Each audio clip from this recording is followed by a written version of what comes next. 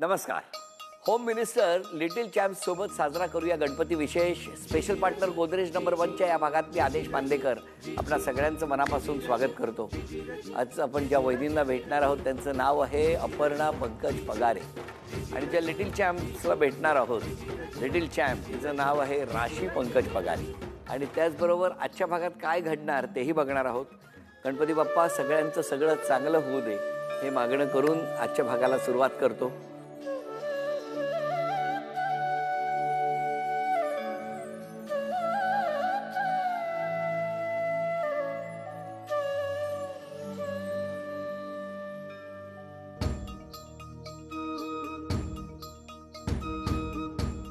नमस्कार. नमस्कार. नमस्कार. घ्या उखाणा. मंगळसूत्राच्या 2 वाट्या, एक सासर एक माहेर, पंकजरावांनी केलं मला सौभाग्याचं आहेर. पंकजराव तुमचं काय म्हणणं आहे? पाहता तुझं प्रथम ओंजळीचं केलं मी दर्पण, सरस्वती लक्ष्मी दिसताच त्यात, अपर्णा तुला केलं म्हण माझं अर्पण. खरं खरं सांगतो एक सत्य कथन, अपर्णा तूच माझी आहे खरी होम मिनिस्टर. सांगताना जाहीरपणे खूप होतो आहे आनंद, कारण समोर बसले आहे आदेश बांदेकर. अरे बापरे. बरं वहिनी ओळख करून द्या. हे माझे पती नमस्कार. पंकज पगारे, ही मोठी मुलगी राशी पगारे, हॅलो. या नणंदबाई नमस्कार. संगीता कदम, ते भाऊजी पंडित कदम, नमस्कार. ही आमची छोटी मुलगी सृष्टी अरे वा. सृष्टी पगारे, नमस्कार. तो भाचा नमस्कार. साहिल कदम आणि ती भाची सून हॅलो. आदिती नमस्कार. कदम. अरे वा वा.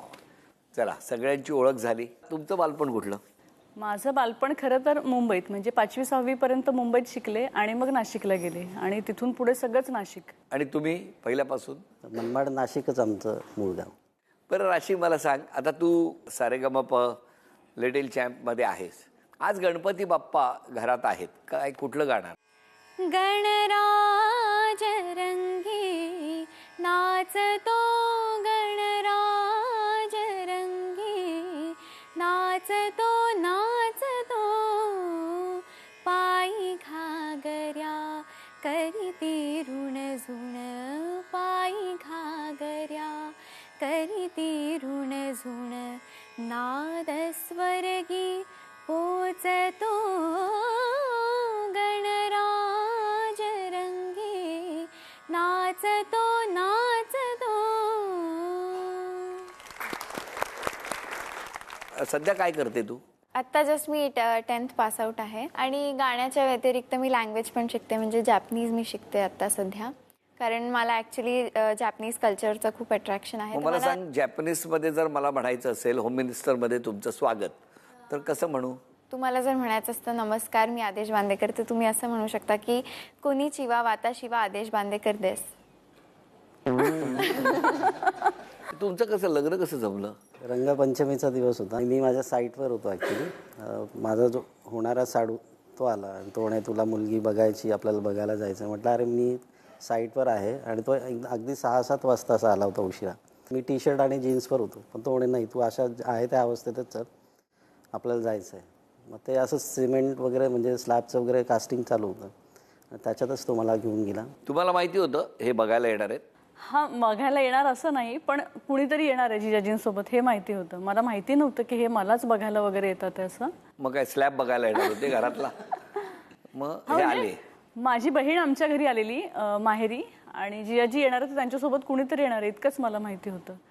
पण मग आले हे आणि आणि काय चेहऱ्यावरचं हसून सांगतंय आणि म्हटल्यानंतर इतक्या गोड हसल्या आहेत त्या.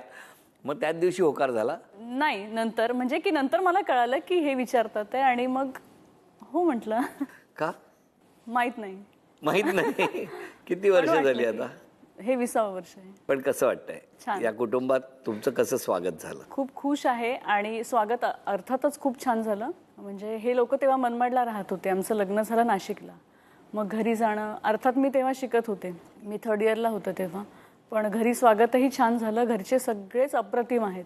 म्हणजे मी लग्नानंतर शिक्षण पूर्ण केलं माझं. मी डॉक्टर आहे आणि 3rd इयर लास्ट इयर मी लग्नानंतर शिकले. डॉक्टर म्हणजे? मी होमिओपॅथ आहे. बर बर. आणि यांचा पूर्ण सपोर्ट होता मला त्याच्या, म्हणजे अगदी एक्झाम्सला सोडवणं. इवन मी मराठी मीडियमची आहे, काही शब्द अडले तर हे डिक्शनरी घेऊन बसायचे मला समजवायला की या शब्दाचा अर्थ हा आहे. आणि अशा प्रकारे म्हणजे मला शिक्षण पूर्ण करण्याला सुद्धा फार मदत केली. मला सांग राशी, या दोघांमध्ये कुणाचा स्वभाव शांत आहे? त्यातल्या त्यात पप्पांचा शांत आहे, ऍक्च्युली आई पण शांत, पण दोघं म्हणजे नाही नाही, त्यातल्या त्यात म्हणजे नाही. पप्पा कुणाचा आहे? शांत आहेत. आणि आई? आई पण आहे शाय, पण म्हणजे आईला शांत राहा सांगावं लागतं. हो. आई रागावते कधी?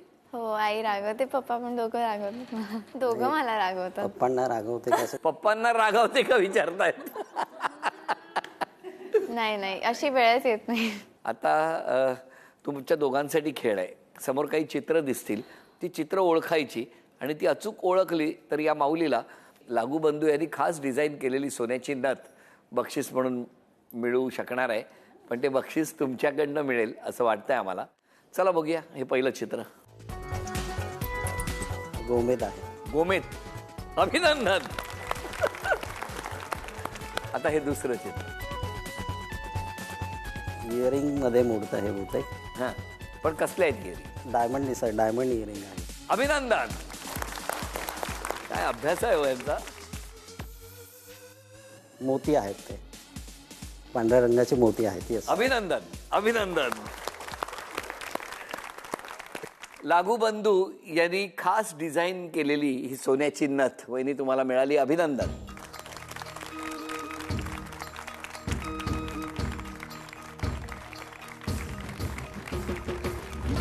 नमस्कार. नमस्कार. या तुमच्या नणंदबाई. नणंदबाई म्हणजे या वहिनी, वहिनी. हो की नाही? पण नणंदबाई फार गोड आहेत, हसतातच आहेत गोड.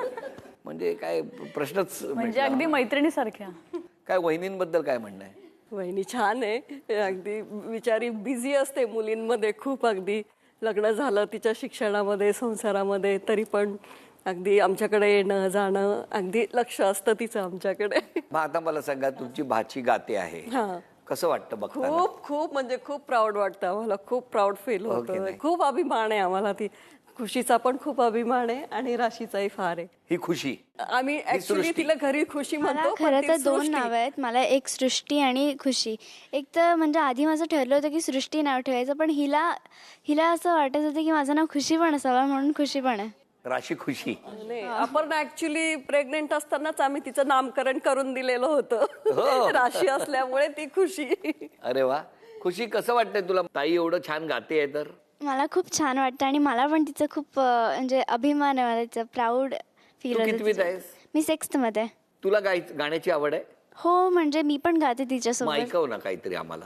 बंधू येईल माहेरी न्यायला, बंधू येईल माहेरी न्यायला, गौरी गणपतीच्या सणाला, गाडी घुंगराची येईल न्यायला, गाडी घुंगराची येईल न्यायला, गौरी गणपतीच्या सणाला. वा वा वा वा. हे बरं, मला तू सांग आता, ताई कशी वागते तुझ्याशी? ती आता तुम्हाला सगळ्यांना वाटत असेल की ती एकदम शांत अशी छान निर्मळ असेल, पण ती माझ्यासोबत खूप खूप भांडते. का? आम्ही मांजरी सारख्या भांडतो असं आई म्हणते नेहमी.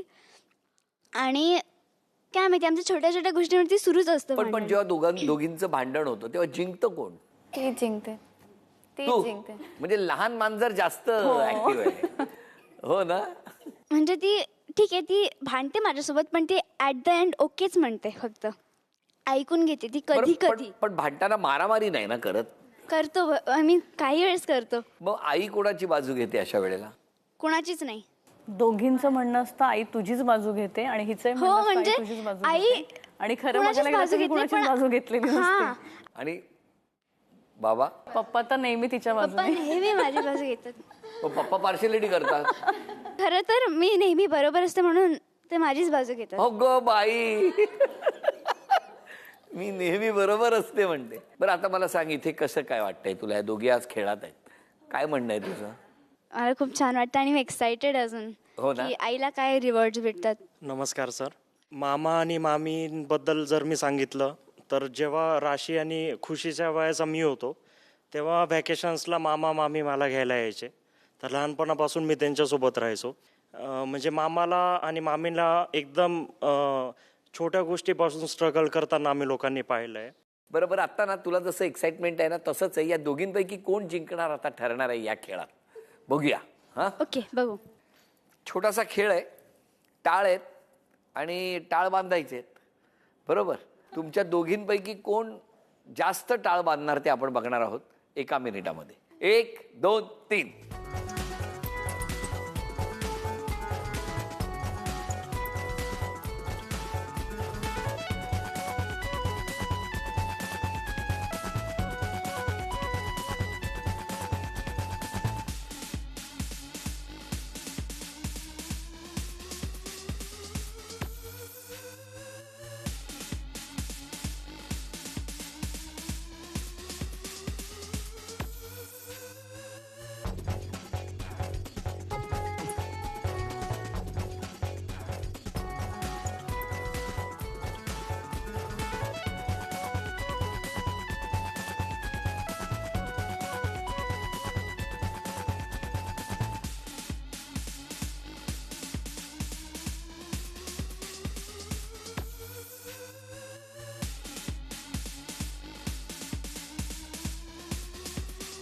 दहा 9 8 7 6 5 4 3 2 1.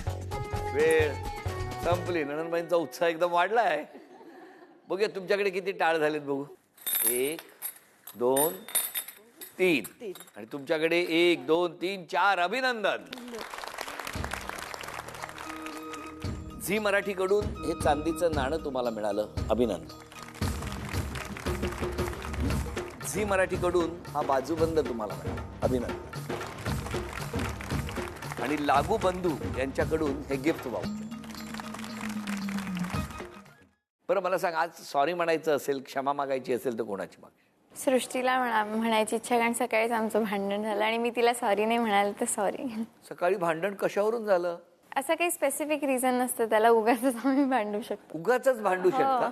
आमच्या मूडवरती डिपेंडेड असतं ते. आम्हाला जर म्हणजे भांडायची इच्छा झाली तर आम्हाला दोघांना पण आपोआप कळून जातं की मग आत्ताही भांडू शकता तुम्ही? नाही, ऍक्च्युली काय होतं की जे मला हवं असतं ते लगेच तिला हवं असतं, त्याच्यामुळे आमचे जास्त डिस्प्यूट. असं का करते? म्हणजे मी सांगते तसं मी मुद्दाम तिला नाही ती एक करत. नंबरची म्हणजे copy मला ते करायची, तिला सुचत सगळं नाही की copy ते करायचं. जे तिला काही copy माझ्या करायचं. समोर असतं, जे काही माझ्या समोर असतं ते मला सुचत नाही की ते काय ती काहीतरी वेगळी आयडिया काढते. कारण एक तर ती आहे आणि स्मार्ट. ती आई पप्पांसमोर एकदम अशी भोळी बनवून दाखवते, जसं की ती एकदम इनोसेंट बनवून आणि दाखवते कायम मी? मी तिला त्रास देते आणि आई Excuse me, पप्पांना तू असं देत वाटतं नाही की मला तिचीच त्रास? चूक इकडे आहे. चालू झालं माझी का? चूक तू आहे, देत असं नाहीस वाटतं. मला त्रास. अहो चालू झालं. चांगुलपणा लगेच अरे, सांगून पण ती नेहमी असं करते, ती इनोसेंट ऍक्ट करते आणि मग आई पप्पांना असं वाटतं की माझी चूक आहे, तर नेहमी मलाच असतेच तुझी चूक. आता तरी मला असं वाटलं की कोणाची चूक होती आता? कोणाचीच नाही. तिची होती? तिने नाही, तिची होती. कारण ती उगाच तिने आता ते काढलं. मी फक्त सांगते काय आहे ते. तिने फॅक्ट सांगितली ना, असं तू वागते असं त्यांचं म्हणणं आहे. बरं मला सांग, तुझं तिच्यावरती जास्त प्रेम आहे की दीदीचं तुझ्यावर जास्त प्रेम आहे? माझं तिच्यावर जास्त. होय ना? आमच्या दोघांचा पण इक्वल आहे. नाही पण ती म्हणते की तिचं जास्त आहे, तुझं कमी आहे. तेवढं तुझं नाहीये. इक्वल आहे. ठीक आहे. हा? संपलं. बघितलं, दीदीनेच शेवटी मान्य केलं, हो की नाही? हो. अरे वा, व्हेरी गुड. तू आज सॉरी म्हणायचं असेल तर कोणाला म्हणशील? दीदीलाच. का? मला कळलं की ती चुकीची नाही वागत. म्हणजे ती मला तेवढंच प्रेम करते ना, म्हणून. त्याच्यासाठी होम मिनिस्टर मध्ये यावं लागलं. आज क्षमा मागायची तर कोणाला? क्षमा मागायची असेल तर मी आधी तर पंकजचीच मागेन, कारण काही चुका होऊ शकतात. म्हणजे बोलण्यामध्ये कधी मन दुखावलं हा मन दुखावलं असेल किंवा काय तर माफ करा. आणि तुम्ही क्षमा मागायची असेल तर? म्हणजे एकदा यांच्यासारखंच नवीनच लग्न झालेलं होतं आणि तिचे आईवडील म्हणजे माझे सासू सासरे घरी आले जेवायला. खूप तिने पण छान ड्रेस साडी वगैरे घातलेली होती. खूप छान वातावरण होतं. 11:30-12 वाजले तरी मला कळालंच नाही. नंतर 12 नंतर कळालं तिचा वाढदिवस होता. आई तर त्या दिवसाची सॉरी मागेल आज. बघा, इतक्या वर्षांनी. हा, प्रत्येक वर्षी वाढदिवस येतो, त्या वर्षी ती आठवण येते. पण त्याच्यानंतर कधी विसरले नाही नाही नाही ना? नाही, अजिबात नाही. चला त्या एका आठवणीमुळे इतकी वर्ष वाढदिवस लक्षात आहे. एकदा तर माझ्या वडिलांचं नावच विसरले होते. आणि लास्ट टाइम मी 5th ला होते तरी त्यांना वाटतच होतं. ते अजून विचारत की तू कुठल्या स्टँडर्डला आहेस? हो, ते असं करतात. म्हणजे एकदा मी- दीदी जेव्हा मी 7th मध्ये होते, दीदी 7th ला होती, ते म्हणाले की 4th ला आहे ती. बरं, मला एकच, आता कोणी बोलायचं नाही. लग्नाची तारीख किती? 26 जून 2002. काय हो? बरोबर. बरोबर आहे. आणि आता ना बाबा तुम्ही जरा तिथे बसा. आता दोघी बाजूबाजूला बसलेले आहात. एक खेळ आहे आणि मला बघायचंय आज त्या माऊलीला पैठणी कोण जिंकून देणार. आजच्या या खेळामध्ये बाबांना आपण तिकडे बसायची विनंती केलेली आहे. तर आता दोघींपैकी कोण पैठणी जिंकून देणार आईला ते बघायचंय.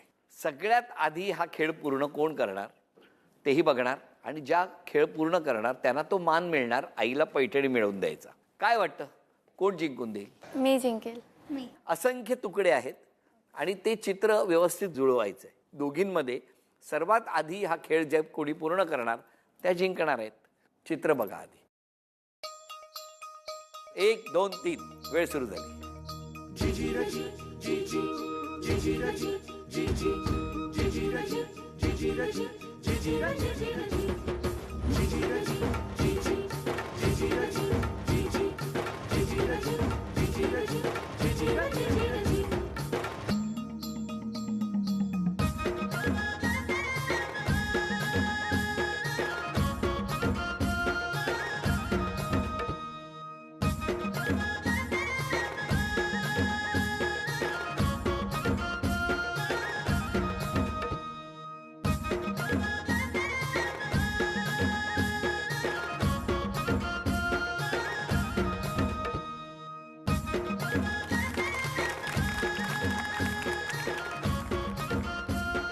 अभिनंदन.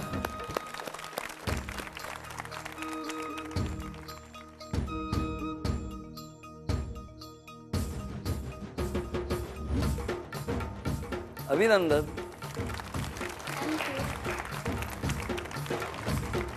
झी मराठीकडून बाबा हा गणपती बाप्पाचा प्रसाद. अभिनंदन. तर वहिनींना मिळत आहे तथास्तु पुणे आणि कोल्हापूर यांच्याकडून पैठणी. अभिनंदन.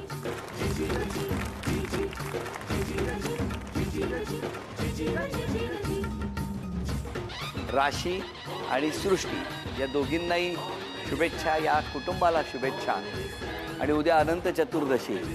गणपती बाप्पा मोरया, मंगलमूर्ती मोरया, पुढच्या वर्षी लवकर या असं म्हणत उद्या तुम्हाला सगळेजण निरोप देणार.